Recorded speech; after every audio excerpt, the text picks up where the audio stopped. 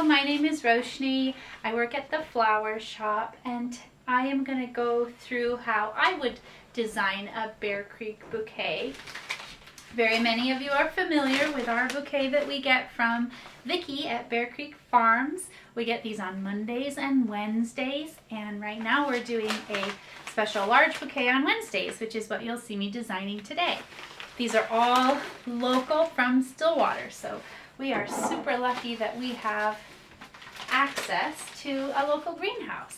So first I'm going to unwrap my bouquet, and I am going to just start unpacking what I have here and see a little bit of what I have to work with. I'm going to start taking some of the foliage and laying that off to one side and just sort of assessing the shapes, the colors, the different sizes, and seeing what I've got here. This week's flowers are a real sort of cottage garden feel. Anytime you have spirea, it gives you a real cottage garden feel. And that's this one here. A lot of you have this growing in your backyard right now. So it's nice to see how some local flowers can be arranged in a simple and quick way. So here's a nice piece of spirea. We've got some Solomon seal this week. And I will go through this sort of as I take it apart. I'm using a real standard rectangular clear glass vase. This is about 4 inches by about 2.5, so a nice sort of medium small sized opening, something pretty simple that a lot of us will have at home or something real similar. So I like to start by taking a couple of pieces. I might clip a little bit here and there just to see the pieces become a little more manageable. This was one piece. I've now cut it into 2. And I'm going to just start laying these in here in sort of a crisscross method. The first couple of pieces are always the hardest to stick in and get an anchor on. But what I'm going to do is start building basically a nest so that I can get a structure that will hold up the rest of my flowers. So I'm going with these first because they are woody and there are a lot of them, so they make a nice shape for my design. And I'm going to start this sort of fanning sprawl, and like I said, get those woody stems crisscrossing and build myself a little nest. So here's another one. You're going to want to give everything a fresh cut so that things can take up the water well. So one of the cool things we have in here is scented geranium that Vicki grows in the greenhouse there. This one is a really citrusy smelling geranium. And I've already sort of tidied up the stems, so I previously had these a little bit bigger, and I cut them down into 2 and in some cases 3. So I'm going to start filling in here. Again, just building my nest, making a structure. This guy's got a little bloom on. He's really sweet, so I don't want him to get lost. I will sort of stick him in the front there. And again, I'm sort of building this fan shape.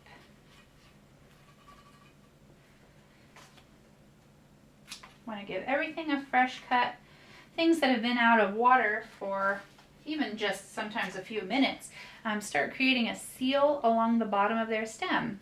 So if it's been out of water, laying around, then you stick it in water, it can't actually drink that water up because the stem has sealed. So that's why we always give everything a new cut. Sometimes we cut it again and again. We just want to make sure that those things can drink.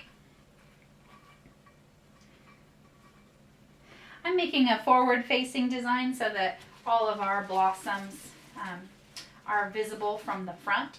A lot of times we'll do something more of a 360 so that you can set it in the center of a dining table. Today I'm going to use this up against a wall, so I don't want any of those blooms to disappear into the back. I want them all facing forward. Whoops, lost a cosmos. I am going to go, let's see, oh, I've got one more little spirea here. I am going to go next to cosmos. Cosmos is something that we have a lot of in our gardens here in Oklahoma. It's something that grows really well. There are a couple of different colors. There's an orange one, there's white, pinks, purples. Some of them are doubled. They're really sweet. So I'm just going to make sure I remove the lower foliage. Vicky's growing these in the greenhouse, so they are out way earlier than they would be if they had been planted out in our yards. So here's the one I dropped. And I'm going to use these for some height. I like how leggy they are. I like that they stand up tall. They just have a really sweet and sort of graceful lightness to them.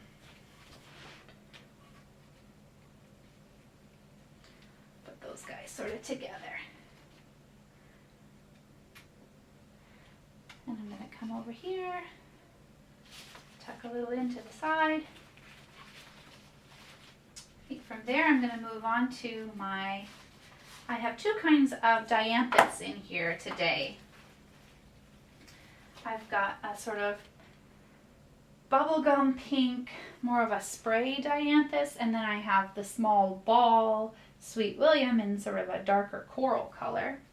So I'm going to cut this into two separate pieces and use that one first because it has more little stems on it, so it's going to create more of that nest effect. And I'm going to tuck into the bottom there. And I'll come in with these next. They have more of a focal bloom on them, being a tighter ball. I'm going to stick these in a little group right there. I have a couple of those, so I'm going to employ what's called a rule of, let's see, what's that called? It's not rule of thirds. In this case it is. We've got, if you can imagine, this is divided into three things, and we are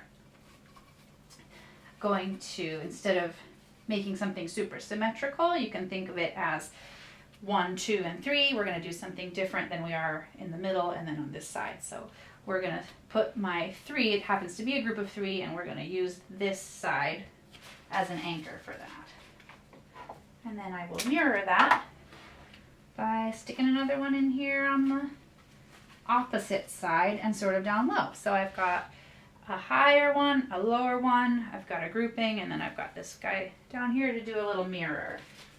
That'll give some continuity to our design.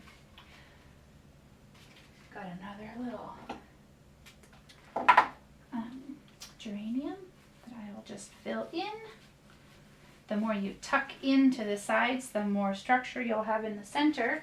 And so when it comes time to use our more focal flowers, we'll have a lot more control of where we put them. And they'll stay where we want. So again, with my rule of thirds thought, I don't like to build a whole bunch of stuff right in the center. I like to start on one side, work my way over, and sort of do a lot of mirroring back and forth. So I am going to come in with my ranunculus. Ranunculus is very popular.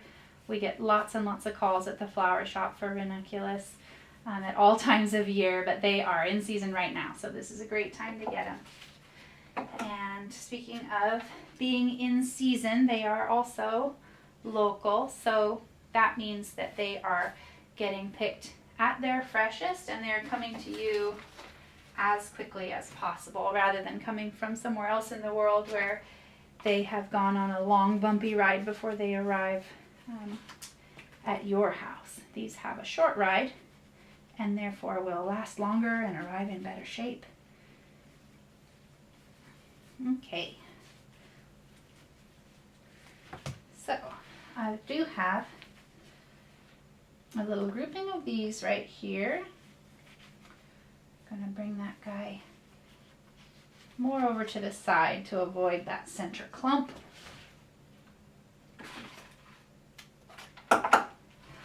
You'll see I'm working pretty quickly here. I don't like to leave too much time to just fuss over the details. I want to get them all in there, and then I can sort of fidget afterwards and see what sort of looks amiss, or where I have a hole that I might like to fill. I'm going to move next to these beautiful tall 3 stems called Solomon seal. They are something growing in our a lot of local gardens right now. They give height. They give a really nice curve to a design, so you can really build that fan shape out.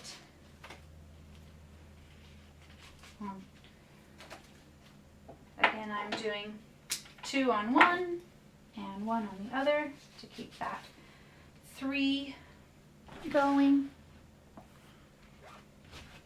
And I'm going to come in here now with my, oh, I found one more Sweet William. And then next I'm going to come in with my focal flowers so that you can see how much structure I've really built with that nest. I'm going to go next to the calla lily. It's our biggest flower, and it's also our whitest flower. So it's going to have the most visual impact. It's going to be the first thing you see when you look at this arrangement. So that's going to be an important one to place. I like to hold it, kind of see where it's going. I think I'll tuck it right in about there. So give that a fresh snip. And if it's having a hard time now getting into the nest, you can come in from the side and sort of give it a little shove from lower down the stem.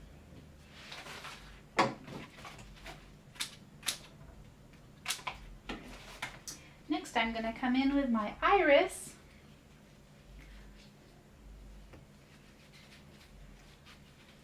Iris are a special one to me. My grandmother grew iris, so that was one of the very first things I learned how to put into water. This one is the most open, so I'm going to give it the tallest place, though I don't really want it right in the center. And I'm going to come in lower on that stem and sort of shimmy it into place there. So now I have one here, one here. I'm going to do that third one right over here, falling in with my fan shape. Get that right at the base and sort of shimmy it in until it's got its own spot. And since that's in bud, I want it to have lots of space around it so that when it opens, probably tomorrow, I would say, it has lots of space. So that was really fast. You can see how quickly that came together. Give it a once over and see if there are any holes. I think this little leaf is sort of blocking, so I'm gonna move him.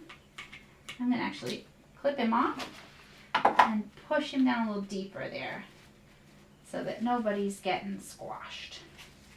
There we are.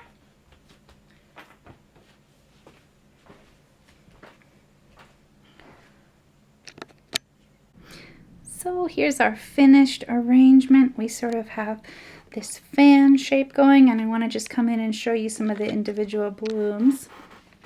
Here's our calla lily. We've got our iris that are just starting to open up. Here's the ranunculus I was mentioning. They are just amazing with those endless rows of petals. This is a really sweet one too, a little purpley and silvery sort of together in one blossom. Here are our Sweet William dianthus in the coral color. And then we have that sweet sort of bubblegum pink as well. Here's the spirea, giving us that fan, that arc, that drape. That is very romantic. That's real popular for a lot of bouquets and bridal work right now. Here's our cosmos and our scented geranium.